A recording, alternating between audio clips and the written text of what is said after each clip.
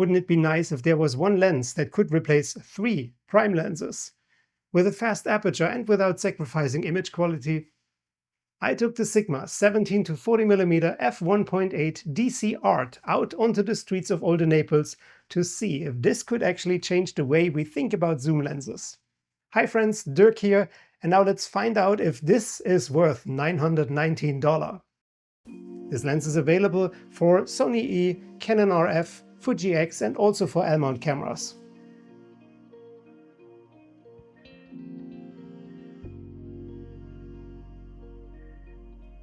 Full disclosure, this is not my own lens. I reached out to Sigma and I asked them if I could borrow the lens for a review and they agreed. I have to send it back. This is not a sponsored video and I will share my own thoughts and experiences. I know build quality could be a boring topic, but believe me, here with this lens you won't be disappointed. This is hands down one of the most beautifully crafted lenses I've ever mounted to one of my camera bodies. I mean, the finishes alone are superior over pretty much every other lens. It is made of metal and we have these matte finish rings in between. We have a very smooth going zoom ring that has a short travel distance and it's so easy and light to move.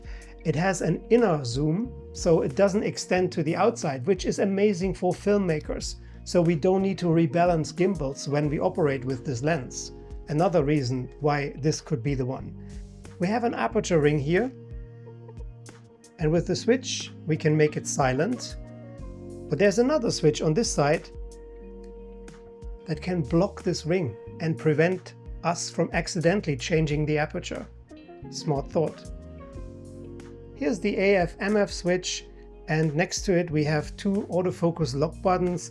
And then here in the front we have a super smooth going focus ring.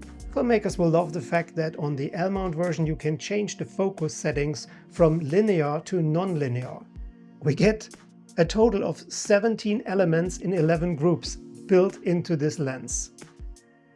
And the 11 rounded blades produce a gorgeous bokeh. There's a water and oil repelling coating on the front element.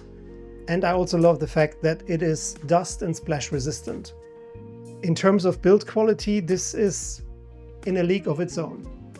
The lens hood is also nicely crafted, well done, and it's secured with this knob. So we need to press it in order to remove the lens hood. The way it's crafted, the way it's manufactured deserves the label art. But now, let's dive into image quality. This is a perfect focal range for street photographers, filmmakers, because 17mm translates into 25.5 and 40mm, that is 60mm full frame equivalent. No matter where our zoom is, we have a consistent 11-inch, 28cm minimum focusing distance. That is fantastic. At its maximum 40mm, it gives us a magnification of 1 to 4.8. The center sharpness wide open is amazing.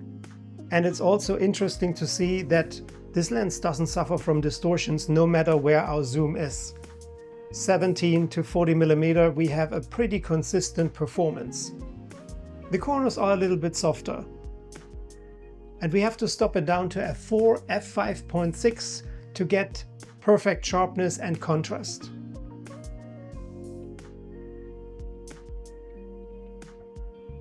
What really surprised me is that we don't have to deal with chromatic aberrations.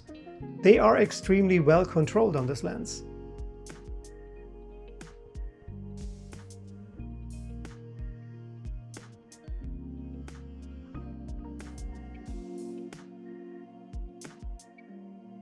And by the way, so is also the flaring.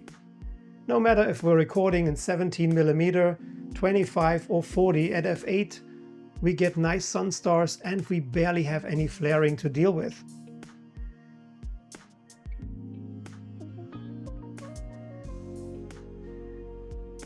Overall, I have to say that this lens produces a beautiful bokeh. Of course, when we're pixel peeping, then we can see that wide open towards the corners, the bokeh balls get a little bit cat-eye-ish. But this is whining on a very high level. A lot of prime lenses don't even get close to producing such a nice bokeh.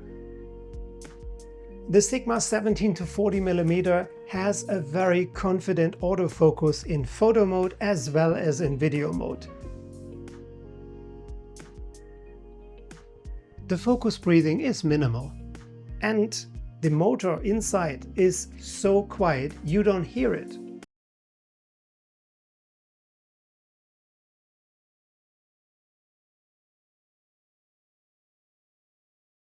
This, along with the fact that we can put it on a gimbal, and even when changing the focal length that it doesn't change the weight, we don't have to rebalance, makes it a perfect lens for filmmakers.